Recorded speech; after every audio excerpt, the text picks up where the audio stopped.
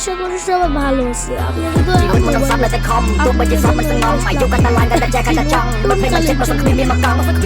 ជីវិតមនុស្សសាប់នៅតែខំទោះបីជាសពមិនស្ងំអាយុកាន់តែឡាយកាន់តែចែកកាន់តែចង់បើភ្លេងមិនចិត្តបើសង្គ្រាមមានមកកង់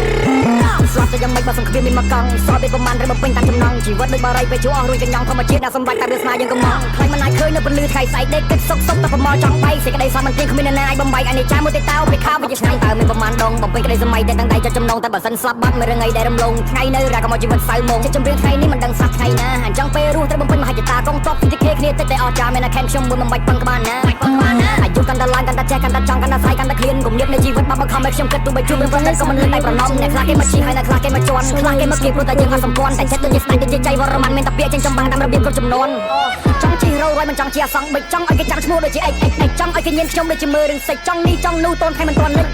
ចង់និយាយពីថាចង់ទាំងអស់ឲ្យតែស័កសមឲ្យតែមានចិត្តស្មត់សមលុយដាក់កងតន់ខ្លួននៅកន្លោះទួសួយថ្ងៃស្អែកក៏មិនឲ្យគ្រោះដោះខ្ញុំមនុស្សហាក៏មិនចេះមូសាតែមករៀមដៃ10ស្ពតព្រះអង្គដងការពេលដែលខ្ញុំបាននិយាយដោយរបបផ្ដាច់ការ Be a King ជាគំរូមន្ត្រីកណ្ដាលទេសនា Everybody know my skill yes sir Everybody know my feel ទៅតែខ្ញុំបាននិយាយដោយតែខ្ញុំបានថា Everybody know my skill ជីវិតមនុស្សសាប់នៅតែខំទោះបីជាសពមិនស្ងំអាយុកាន់តែឡើងកាន់តែចែកកាន់តែចង់បើភ្លេងមិនចិត្តបើសង្គ្រាមមានមកកង់ជីវិតមនុស្សសាប់នៅតែខំទោះបីជាសពមិនស្ងំអាយុកាន់តែឡើងកាន់តែចែកកាន់តែចង់បើភ្លេងមិនចិត្តបើសង្គ្រាមមានមកកង់ខ្ញុំដើរមកជាយូរអត់មានគ្រូអត់មានញាតិអ្វីដែលខ្ញុំចង់គឺរស់ក្នុងសន្តិភាពខាងក្នុងជីវិតចង់តែធ្វើអតិថិនេះក៏ចង់សម្រាប់ខ្ញុំតែរស់គ្មានទាន់រៀបអាយុចិត្ត20ស្គាល់អស់គ្រប់ស្នេហ៍ស្គាល់គ្រប់ចុងចុយតែនៅមានអីទៀតមុនពេលស្លាប់ធ្វើវាមានរបៀបឲ្យចាក់តគ្នាដូចស្គាល់នេះយកឡើងសក់ឃើញគេមកចូលគេសម្រាប់មានធំមានស្នែងចឹងទៅទៀតពីអ្នកចាប់ចង់ខ្ញុំមកជួយខ្ញុំសេចក្ដីយក